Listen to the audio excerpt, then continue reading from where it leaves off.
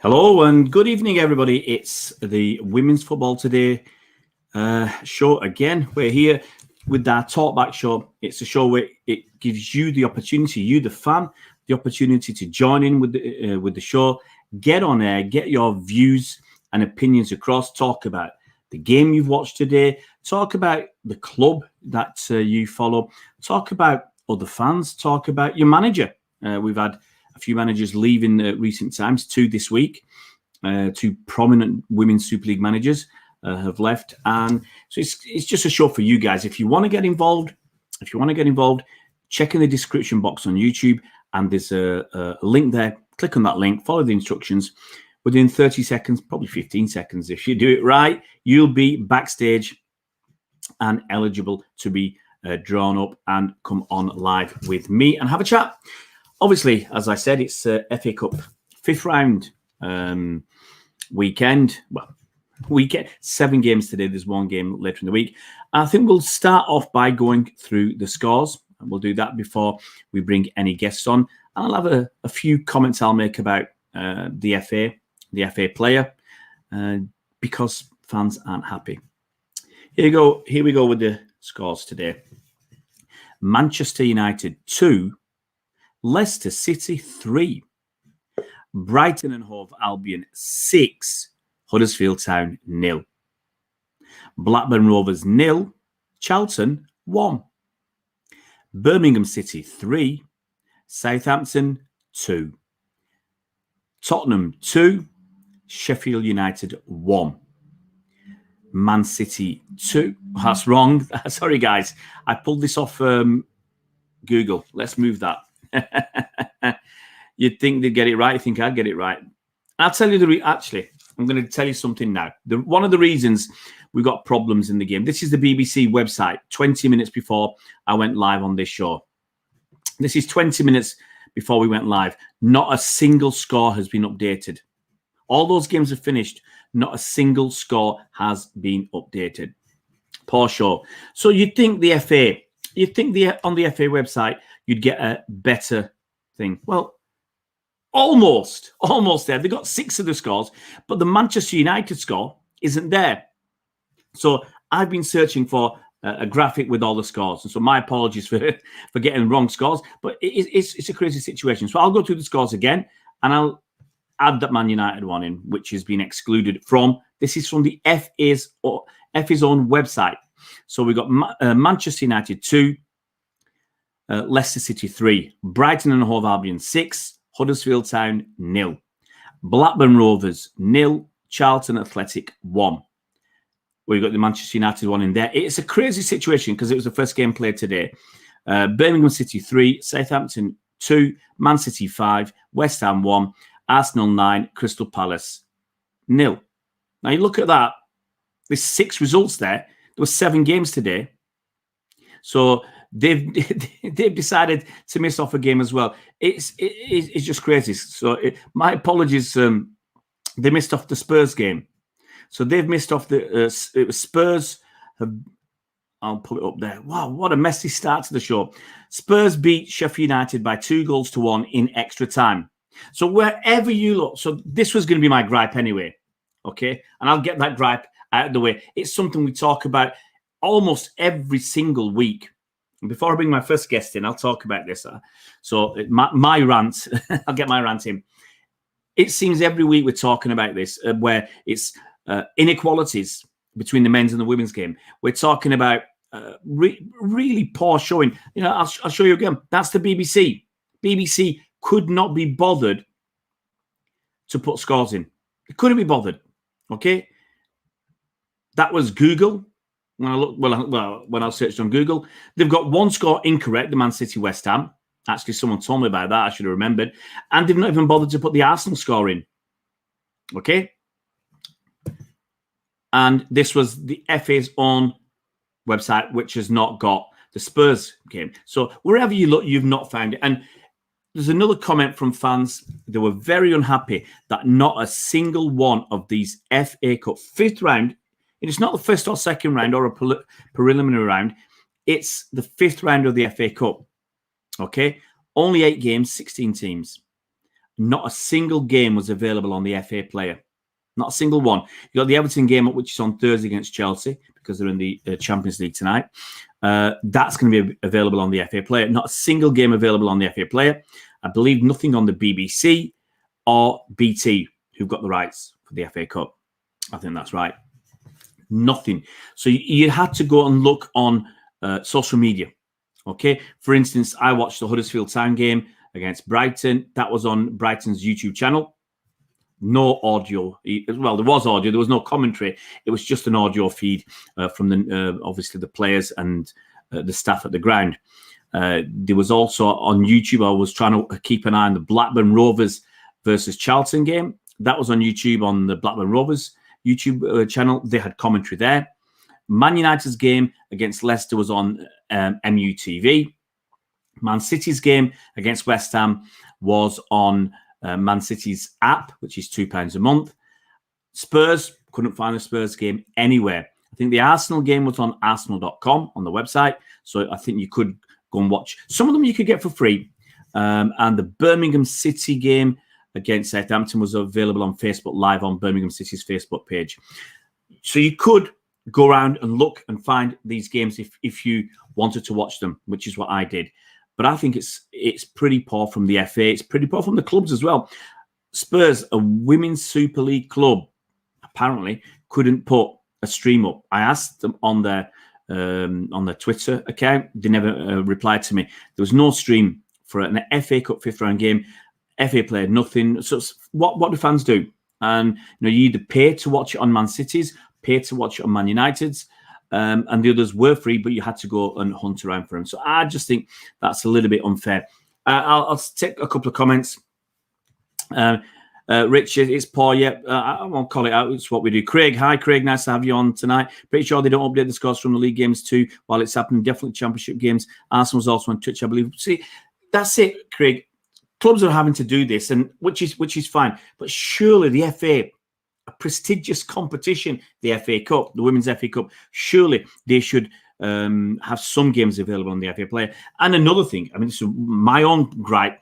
I would have liked to watch a lot of the FA Cup games. Okay, now they started 3 games at 12 o'clock.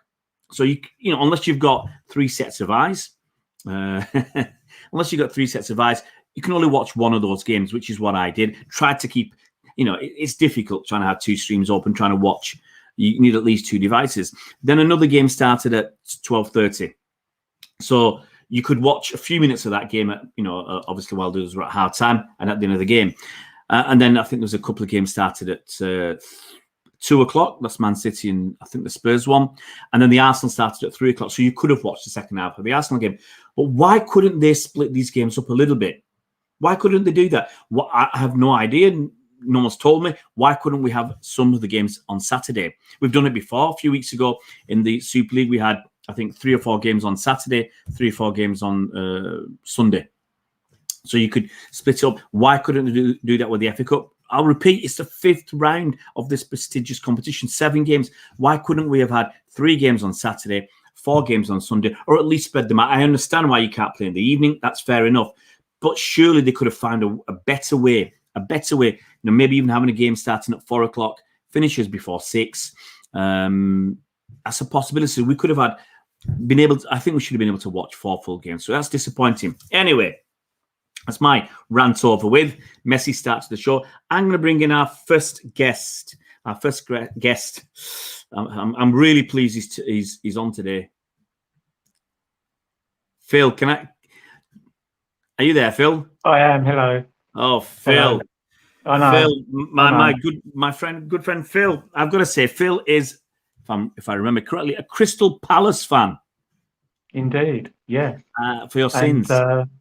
Yeah, I watched the game today, and it was, yeah. I mean, obviously, it was always going to be a tough game, wasn't it? I mean, it was when you're away to Arsenal, you're playing one of the best teams in the world. I mean, so it was always going to be a tough game today. I was hoping that we'd be able to keep the score down slightly, but it was just, you know, their movement off the ball was just incredible, really. So very difficult game for us. Yeah, you let a lot of goals in right at the end. I think when I was watching it was about 6-0 or something. They scored about 3 goals in the last 5 minutes or something. Yeah, I mean, it was funny actually because we started. I mean, I know we conceded a penalty after, I think it was after 5 minutes, Yeah, but we actually started quite well. And it was only, it was 1-0 with 40 minutes gone. And we did have a couple of breakaways. We had a couple of offsides, and Bianca Baptiste got away and just slipped as she was going to yeah, shoot when we were 1-0 down. But then they scored twice just before half time, and that, when you're 3-0 down away at Arsenal, it makes it extremely difficult. I mean, one thing I would say though, our fitness all season has been very good. I wasn't really too concerned about that because I thought, we could match most teams for fitness. I just think it was the quality that beat us in the end. They were just their movement off the ball, and they always had a pass available that we just couldn't get out of our own half really, and it was very difficult. And then they're bringing on world class players off the bench as well. So yeah. I mean, any standout performances from Palace?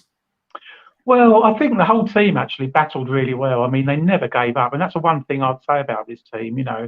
Um, they are very much together. They seem to be a really close bunch, and they never stop working for each other. Um, so I mean, it's difficult to have, when you've lost 9-0, it's difficult to pick anyone out. But I think the team as a whole, I thought the shape was very good. I thought Dean Davenport set us up very well. 40 minutes only one down away at Arsenal just shows how well disciplined we were really. Yeah. But I think when you're sort of more defensive, because we usually play a 4-3-3 and we're quite attack minded, but when you're more defensive going to somewhere like Arsenal, it means that when you do get the ball, you've got to make use of it because you're not going to get it that often. And we just couldn't hang on to it enough really. And Bianca Baptiste, who's been a brilliant, absolutely star all season, she was just so isolated up front because we filled the midfield, so we really played her on her own up front. And it was very difficult for her. But yeah, I mean, difficult to have a standout, but I think the whole team can be proud of themselves, really. They've had a great season. Just one game too far, possibly. Yeah, there's a question from Craig Hadley here. He says, "What are your thoughts on Carol Haynes? Is it Coral Haynes or Carol Haynes? Coral. Sorry, yeah, well, we signed Coral from Tottenham, didn't we? And this is her first season. She's our second top goal scorer, joint second top goal scorer with Sherelle Cassell. And they've both been really good support for B up front, Bianca Baptiste. Coral's fantastic on the ball. I think she's had a fantastic season. She's scored a couple of cracking goals as well. Great free kick away at London Bees earlier in the season. She can see a pass really early. Her vision's extraordinary really, and she's been a real asset for us. So yeah, I'm really pleased that Coral joined us, and she's just been a real plus this season, along with quite a few others actually. Yeah. We've had our highest ever points tally in the Championship, and we reached the quarter-final of the League Cup. So when you look at the season as a whole, not just today, 90 minutes, anything can happen. I was at Anfield in 1989 when I saw Palace lose 9-0 to Liverpool in the men's team. And I came out, I'll never forget it, it was the 12th of September 1989. I came out of Anfield and I thought to myself, well, thank God I'll never have to go through that again.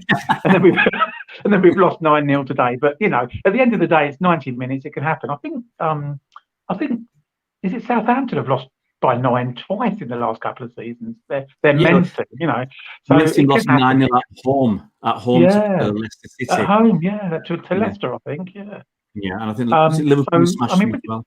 Yeah, I mean, when you think about it, it's 90 minutes, anything can happen. But what I will say about this team is they can hold their heads up high this season because they have been brilliant. They've been a great watch. We are quite an attacking team, so we do concede goals because we usually do play on the front foot, which does leave us a bit exposed at the back sometimes. But what I will say is that we're great to watch. What they've done there, they've made progress every season I've been going over the last 4 seasons, and they've really stepped up this season. And next season, I'm hoping that we can just make that move again and get closer to those top 4. It's very difficult when you're part-time, when you're playing against full-time teams, though. Yeah, there's a few full-time teams there. I mean, that's my final quick question for you is what are you hoping for next season? Is getting in the top 4 your aim? Or do you want better? I think it has to be really. I mean, I'm not aware that we're going full-time, so I'm not sure, but I don't think we are. Whereas I'm hearing that Coventry might be and Charlton. Yeah. So that's another 2 teams in our division that will be full time. And it's very difficult to compete, not only on the pitch because of the preparation, but enticing players as well. You know, if other teams can pay players full-time wages to go there, it makes it difficult for us to sign those players, especially if you've got another team in London, like Charlton, going full-time. Then if we're going for the same players, we might lose out to them because of that. So I think it's very difficult. But if we can get closer to the top four, I think that'll be a good season next year. And we just, I think as long as we're progressing season after season, that's all we can ask for, really, you know. So, but yeah, I've enjoyed this season. Shame we haven't been able to go very much, but the games that I've seen live have been, we played very well. And I don't think today's result really changes the season as a whole. I think you have to look beyond that, really. Yeah. Well, last quick one. Where did you watch the game? What service? Yeah, I watched it, as you said, on Arsenal.com. It's you know, it's difficult because you're watching games on another team's another club's stream, and it's quite biased commentary. And you think there's a foul, or you should get a free kick, and the commentator saying, "Yeah, that wasn't a foul," and you think, "Yes, it was." You know? And it's a bit biased, and you have to sort of hold your tongue slightly. But it's, you know, it's just being able to watch the game. Like you said, there should have been games live. There should have been 3 games live today, from 12, 2, and 4. I mean, there's no excuse for that. I don't think. You know, they really do need to get this sorted out. For the coverage isn't good enough, I'm afraid. You know, there's a lot of people out there, but they'd love to spend their afternoon watching the FA Cup today. And you have to find the games. They're not, you know, you have to find out where they are, and it should be much more accessible for all the fans, really. Yeah, and basically what we did on our channel was, whenever we went out looking in the morning, where are the games, where can we find them, and then we put them out. You know, the first 2 we couldn't do the Man United because that was on Man United TV. So, but the others we put them out as, you know, the Birmingham one, the other 2 12 o'clock kickoffs, the Huddersfield one, and the Blackburn Rovers. They're on YouTube, and then we put the Man City one because I think you can still get it's on the City app, but you can get a 30-day free trial. So at least you can still get to watch that free. Having said that, I think we will have some comments if Jenny's supposed to be coming on later, City fan, and I think she might be talking about the the problems with the City app. Phil, I've got to say massive thanks for coming on today. You've really helped. I've really enjoyed it. Thank you. Yeah, started the show off with a bang, 9 goals. Thanks so much, Phil. Cheers. We're going to bring in Carl. Cheers. We're going to bring in Carl. Let's bring in Carl. Good evening. Hey, Carl, how you doing? Yeah, I'm all right. Despite the nail-biting end to the game this afternoon, I'm all right. Yeah, I'm going to say, I'll tell you who Carl is. Carl is a photographer, goes around matches and taking photos. He did a live update for us today of the game because it's it actually was, you know, it might sound odd, but it was exciting to see the comments coming through whilst you were watching other games as well. But he's a Birmingham City fan. Now, not much has happened. Not much has happened this week. It's been a very quiet week for Birmingham City. Let's talk about the game first. Yeah, you know, it was 3-0. It would look very comfortable. Southampton, team from a league below, and then suddenly, towards the end, they scored a couple of goals, and it must have been a little bit nervous. Yeah, I mean, in the first half we started well. Like I said in one of my comments, we were huffing and puffing, knocking at the door, and they were standing still. And absolutely fair play to Southampton today. They're a team that had their season curtailed, and they've had to use friendlies to get fit again. And they did themselves proud today. They took it to the final whistle, as you said, and absolutely fair play to them. They were stubborn, they were resilient, they kept their shape, and they made it very difficult for us. You had a lot of chances, didn't you, though? We did, which you'd half expect, really. And I felt a bit for Claudia Walker this afternoon. She put in a great shift, and she did everything bar scoring. And I'm also chuffed Sarah Malin got a goal because I thought that she was by a country mile player of the match for me. She was menacing down the right wing. Her and Ruby Mace have just been superb all season down that wing. And the game again highlighted just how much we're going to miss the young talents like Ruby Mace and Emily Murphy when they go back to Arsenal and Chelsea. Respectfully, they've got brilliant futures ahead of them, in my opinion. They're absolutely brilliant players, and we really are going to miss them. Yeah, I was worried at one stage that Emily went down. I thought she was injured, but I think you said she got up and she was okay. I also will say I always like it when players interact with fans on social media. Yeah, so she's like Emily is as well. Yeah, I noticed that she's obviously coming away from the game now and having a bit of time. She's liked a load of the live commentary tweets, and I've exchanged a few messages with Emily before on a personal level, for one reason or another, namely that to have a couple of the photos of herself, and I wished her well with the ankle and going back to Chelsea, and she hasn't led me to believe it's serious. It looked like she just twisted her ankle a little bit maybe, and they took her off for caution more than anything. Yeah, it's a question from Craig. If I remember correctly, Craig is a big Birmingham fan. He's asking what your favourite memory at Damson Park is, because obviously it's the last game. 7 years, great memories. I mean, was it semi-final of the Champions League? Yeah, years ago. Yeah, seems like a lifetime ago now, given the couple of seasons we've had. But yeah, Damson Home's been a wonderful, if not turbulent home at times with weather conditions in the winter. But overall, it's been a brilliant home, and there was a bittersweet tinge in the air today because it was the last game at Damson Park, although we're all excited to be at St Andrews next year. It was Carla Ward's last game. Yeah. And it was a couple of the Lone Stars and a couple of the players that are coming out of contracts last games as well. So it was a very bittersweet feel in the air today. We can't leave you without asking you about Carla Ward. I mean, obviously, she's only been there, was it a year now? She's resigned. Hopefully she'll go on to bigger and better things. My money's on the United job, personally. I'll ask her. She won't tell me. I think she'd be, given that she's similar in age to Casey Stone and her reputation as a player and a manager at Sheffield before coming to us was attacking. And, obviously she spent, I think it was all of her career in Sheffield, so she's used to being up north. That would be where I'd be putting my money on for the next move. Yeah, I mean, but there's other clubs looking. Arsenal need a manager. I'm just hoping she doesn't cross the city. I'd like to think she's got a bit more respect for us than that. I think that would really, really be a kick. It'll feel like a kick in the teeth if she goes to Aston Villa.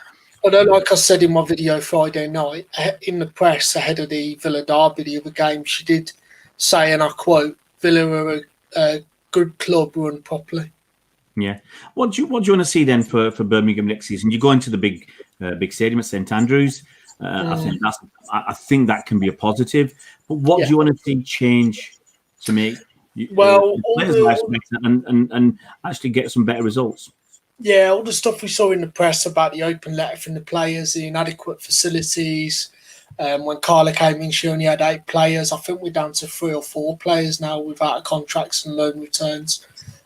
Carla jokes the other week we should be called Loan United because that's what the vast majority of our squad's been. And a lot of that is I'm involved with the Birmingham City Trust and they've dug into it, and a lot of it's down to the CEO signing off on things of the club overall. That was Rendong. He's now left the club, and I think the immediate hope is that we get a CEO who actually cares about the women's side, and we got this revenue coming in through BBC and Sky, and I want to see that money put into the women's team properly, because we're going to need the best part of a new squad through loans and the wages that involves or signings, and I want to see us do that well. So that would involve the new CEO being on board and the new manager. I think that's going to be pivotal as well. And for my liking, I don't know who'd take the job that would do a good enough job for what we need without those assurances from the new CEO that the money's going to be invested properly. I think I'd like Big Marcus after the job he's done at Villa, and he was a coach before. Hang on. You don't want Carla to go across the city to Aston Villa, but you don't mind Marcus to come from Aston Villa. He was with us before Villa. Yeah, but he's been their manager. It'd be one of the ones I'd allow because through the agency doing the photography, I've done a lot of Birmingham and a lot of Villa games in the running. Yeah. And the one thing I'll say about his Villa team is they were ballers on the pitch. They gave blood, sweat and tears. They were scrappers. And that's what we've always liked at Birmingham City. That's the Birmingham City spirit as a club overall. So if he could bring that, and he knows the setup from being a coach with us before, then I think he'd probably be the perfect fit. Whether or not he'd be brave enough to take it, given all the speculation about the facilities, I don't know. Yeah, we'll wait and see on that one, hopefully. We'll find out soon, because obviously teams need to get themselves sorted out as quick as possible. And they have been this week. They've wasted no time. It's been such a week. Carl, I've got to say a big thanks for coming on today. And we'll thanks for having me, mate, anytime. Later on in the summer, we'll have a chat. Cheers, mate. Yeah. Anytime. Cheers. Cheers. Right, we're going to bring on. We've got 2 Manchester people waiting in the wings. 2 Hows of Manchester. Now, we've got one who's happy. That's Jenny. I'll save Jenny's happiness to finish the show with Jenny. I don't think we've got anybody else up to Jenny. So she's waiting in the wings. She's in the green room and she's waving at me. She's really happy because obviously City won 5-1. We're going to bring in the bait man, Boxy Bait. Hello there. You're surprisingly chipper, Mr. Bateman. Your team, I've got to tell the guys, you were winning 2-1 at half-time against Leicester City, who've just been promoted from the Championship. There'll be a Super League club next season. Playing the mighty Man United at Leigh Sports Village. I saw quite a few of your fans there outside. Casey, obviously your manager Casey Stone. It was her last game. She resigned early this week, and I saw her taking pictures with them after the game. And you were winning 2-1 at half time, and Leicester come back and beat you. Some, let's say, poor defending from you on a couple of goals. So the last goal I thought was quite good, but I still think it could have been defended better. The second one was diabolical. Defending. What did you make of the game then?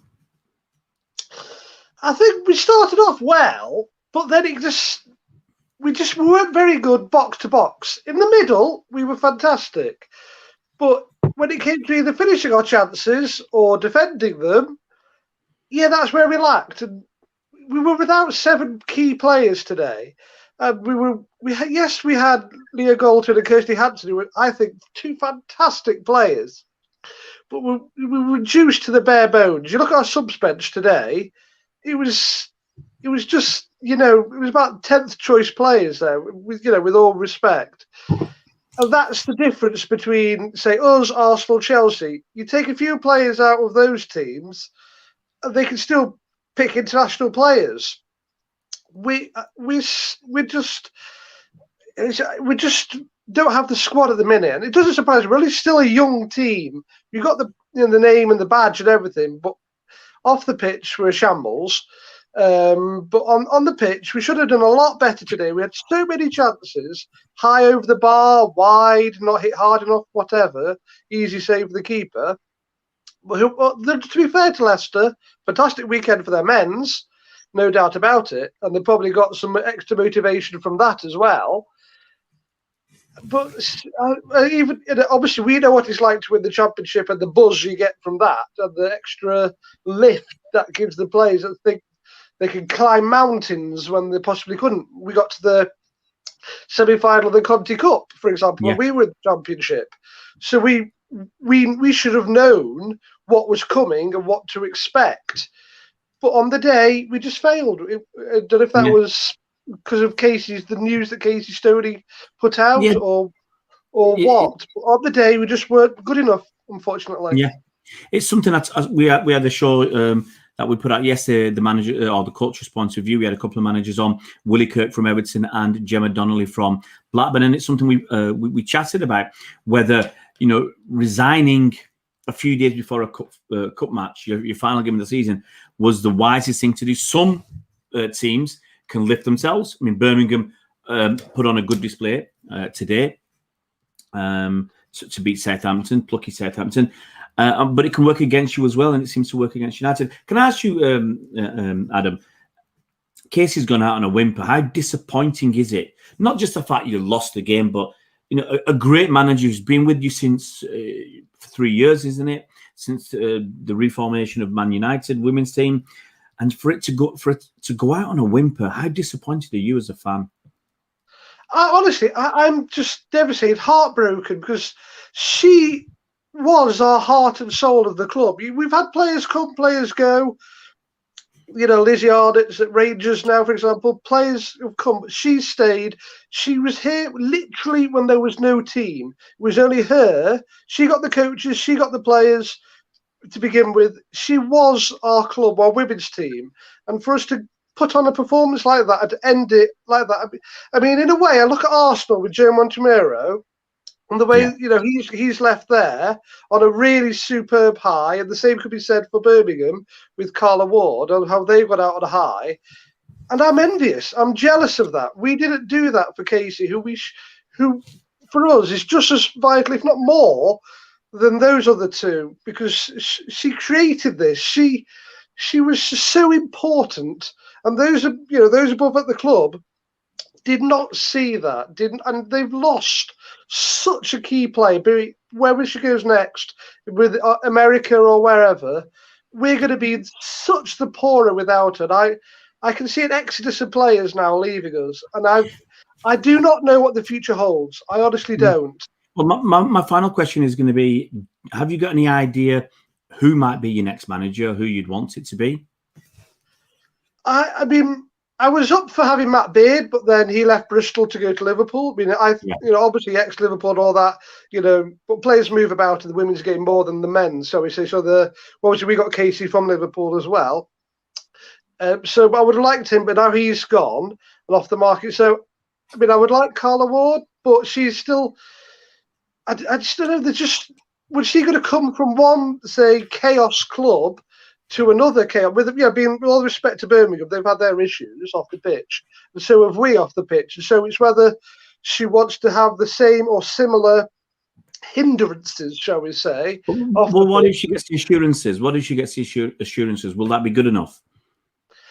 Well, then, if she gets assurances, I'd like to ask, why didn't Casey, or would Casey get those assurances when she was here? So it's kind of, I'd be delighted if she got the assurance, better facilities, better toilets, whatever off the pitch, and, better sorting the contracts out of the budget. Because you would imagine for a club of our size, who the men are reportedly spending however much million on Sancho, for us to get such a minuscule amount for the budget for the women, you would think, just give us a bit more, give us 2 weeks' wages of Phil Jones, and that would sort us out immediately. But no, and that's just the most frustrating thing. We have the ability, but the people at the top are not willing to help, and I'm just devastated for Casey.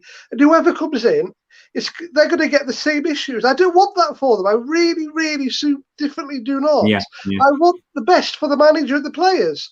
But the people above simply don't want that. Imagine 1 week of Alexis Sanchez's wages diverted towards that would just, we would be able to get Preston Heath for 5 years. But no.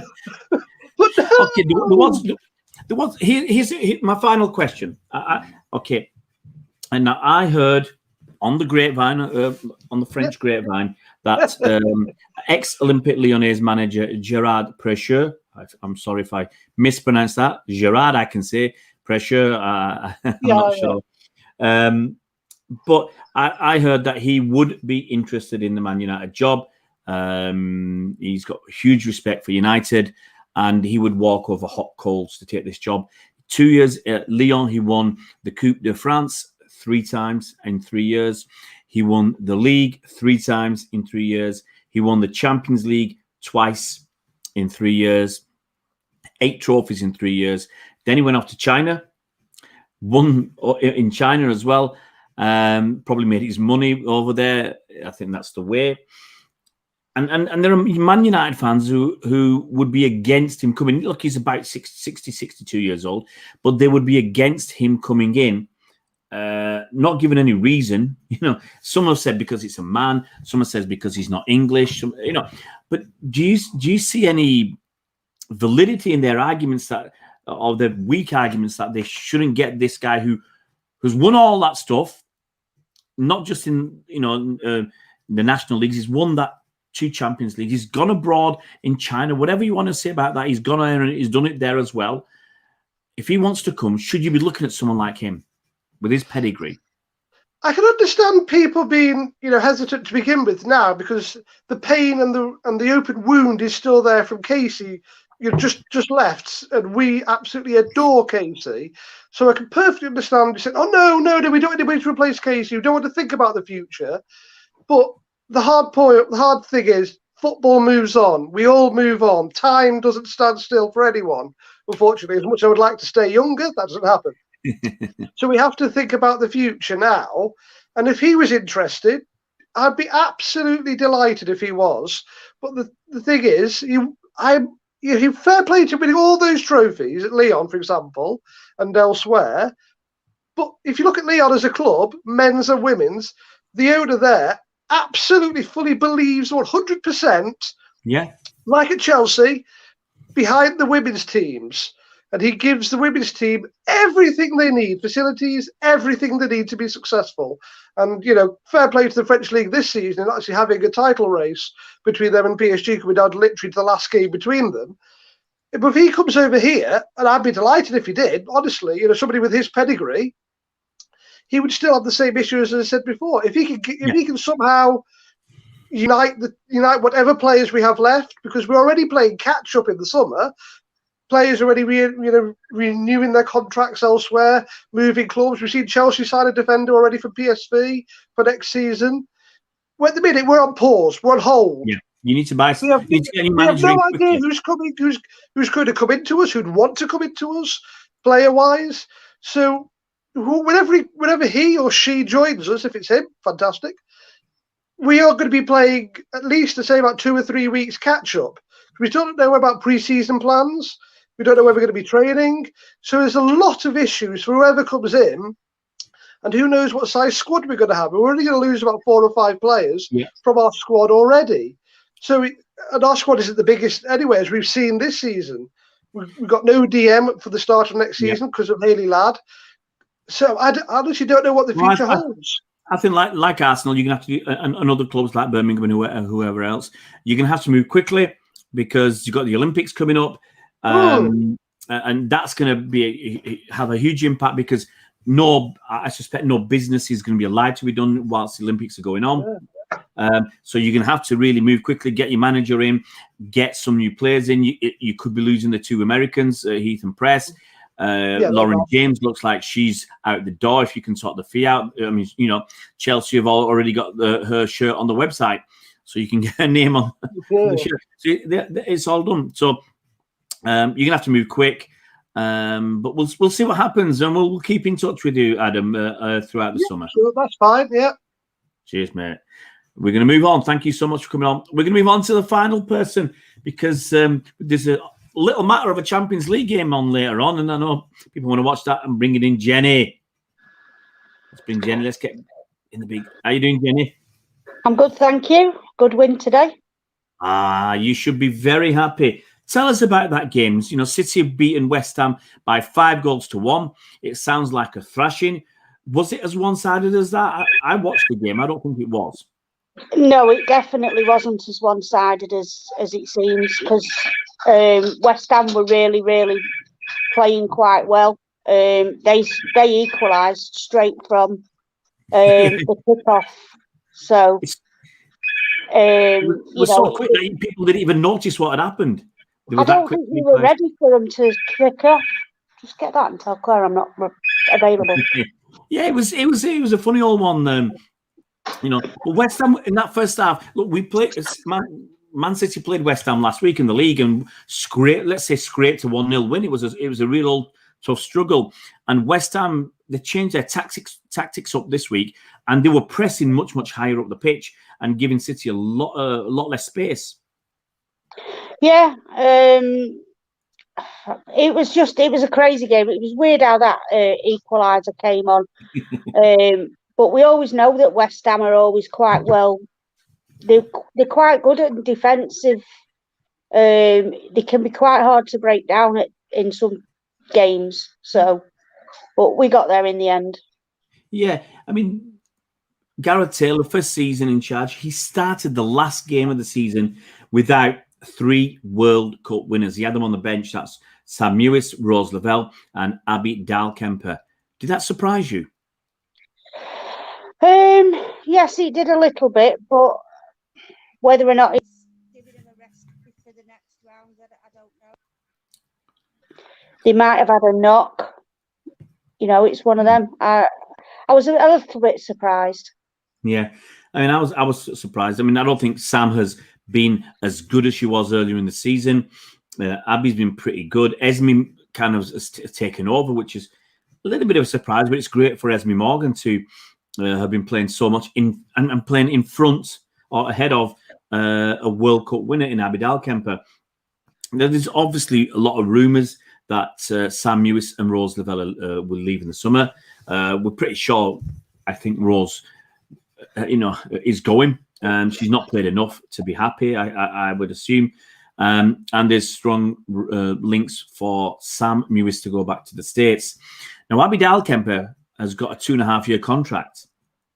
Are you worried that because her friends are going, I mean, she's good friends with Sam Mewis, that friends are going, could it be that someone might take her, and she'll only stay 6 months rather than 2.5 years? No, I don't think so, because she did an interview in the week where she actually said she was quite happy in Manchester. She just struggled a bit with some of the accents, especially Alex Greenwood's. So, but Alex Greenwood isn't a Mancunian, is she? She's a Scouser. Well, no, she's not. So, but I suppose there's a few different ones when you've got Caroline Weir, Scottish, and you've got the Manchester, and obviously Steph is Geordie. So, but yeah, I don't think she would. I think she'd probably see a contract out if that was the case. Yeah. I'd like to see Sam stay, though. Yeah, I think Sam is a quality player. But the worry is obviously if Sam Mewis leaves, if Rose Lavelle leaves, there's no one you could argue to automatically step into those shoes. There was Laura Coombs, who had been playing earlier on this season. She's been injured and she's off as well. Gemma Bonner, another defender, she's off. I'm trying to rack my head. Well, Gemma's gone. Gemma's gone in America. But I think, Gemma's already gone. But City will lose a few players anyway. So that's going to be a slight concern because you're going to have to replace those players that you've lost. And then you still have to buy to get ahead. There's the talk of Khadija Shaw. There's talk that's been done and dusted for a while. I think that's probably right because she was only on a 2-year contract with she was on a 2-year contract at Bordeaux, and so she could have been talking to somebody for ages. My other question: did you enjoy? I saw this all over social media. Did you enjoy watching the game today on the City Plus app? Well, I enjoyed watching it, but I didn't watch it with the sound on because it was giving spoilers. It was announcing that Ellen White had scored before I'd actually seen it. Yeah. And the same with the West Ham equaliser. So I actually switched off my sound and just watched the game because I knew they'd had a glitch because there was no commentary for 5 minutes anyway. Yeah, there was no commentary for the first 5 minutes, and then to let people know that when they did get the commentary, he was about 5 or 10 seconds behind. He was in front. 10 seconds ahead of the play. He was ahead, yeah. I don't know. I don't even know how he was ahead if he was sat there watching the game live. But there you go. Then the only way that's possible, unless we were going back in time, is that the feed of the game was delayed. So his commentary's probably live or within 1 second of being live. But the feed for the video was 5 or 10 seconds behind. It's a crazy situation to watch that. And I heard fans complaining that this has been going on all season. City put up a message to apologise, which they managed to spell apologise incorrectly. It ended up being a bit of a shambles. And you've had fans saying, look, this has been a problem all season. City are a big club. City are a huge club in world football, in women's football. Surely they can do better. They should be doing better. To be honest, I've not really had any issues with the City Plus app when I've watched them during the season.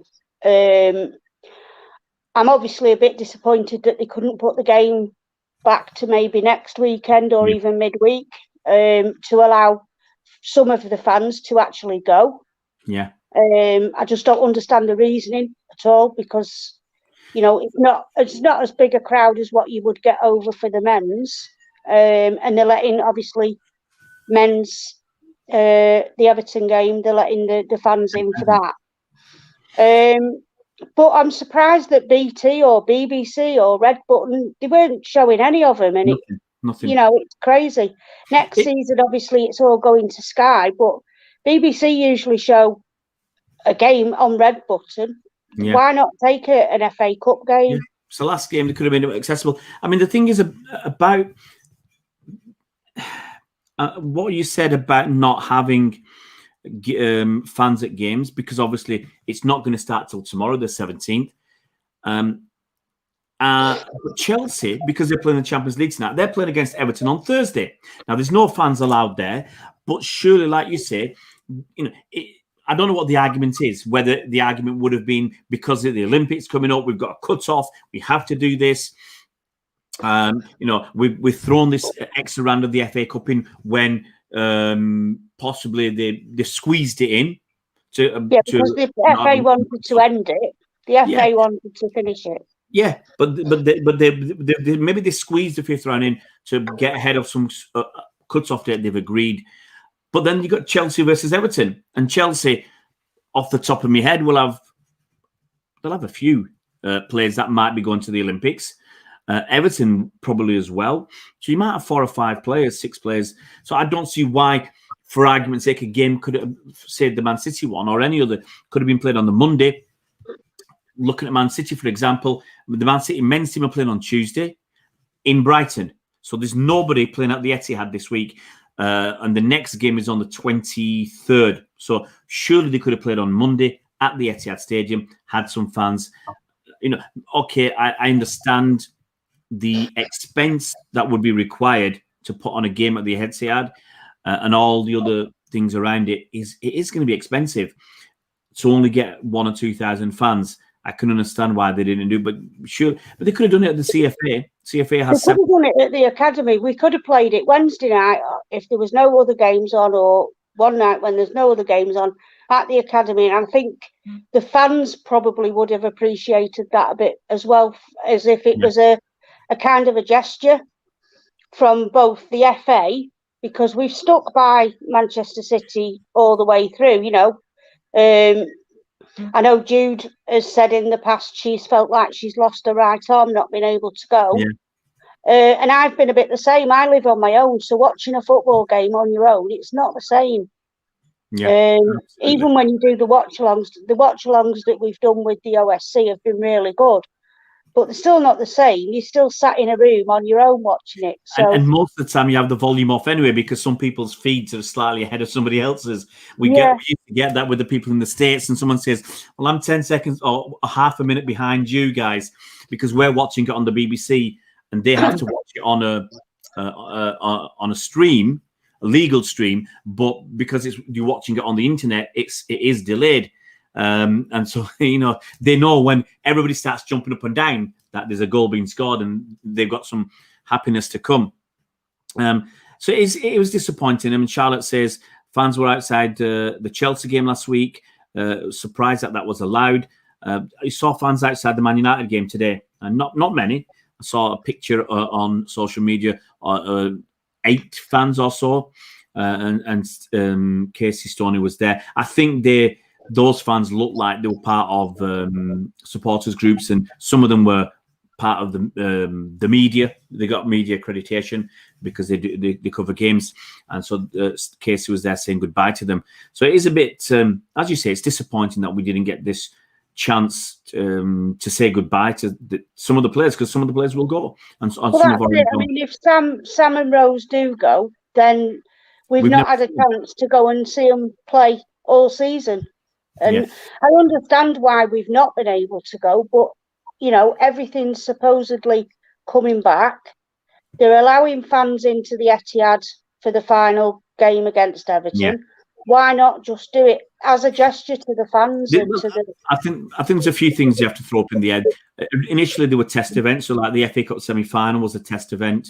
The Leicester Southampton game, the Carabao Cup final was a test event, and you know, maybe that's part of the reason. We don't know. We're only fans. She had fans in Wembley yesterday, and to be honest, a lot of them didn't look to be social distancing. Yeah. So it's a crazy situation. I will say hello to Cricket Field End because I know him, Burnley fan, and if I'm right, if I remember correctly, Burnley are going to have. I'm not sure they're going to full time, but they're looking to move to full time and looking to move forward with their women's team. So say hi to you. That's the end of our show because obviously, as I said, it's a bit shorter than usual because there's not many games. That's the first thing. There's only 7 games. Some of the teams actually that I would have liked to have got on. If we'd done the show later, we'd have got some managers and some players on as well. But they're on the coach on the way home. We didn't do the show later because of the Champions League final. We'd have probably done it at 8 o'clock and we'd have got hopefully a couple of managers on who wanted to come on and a couple of players as well.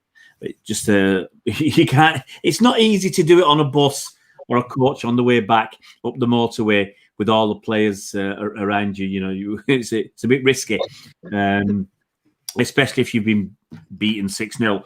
It might be a bit quiet. But Jenny, thanks a lot for coming on, and of course we'll see you next season.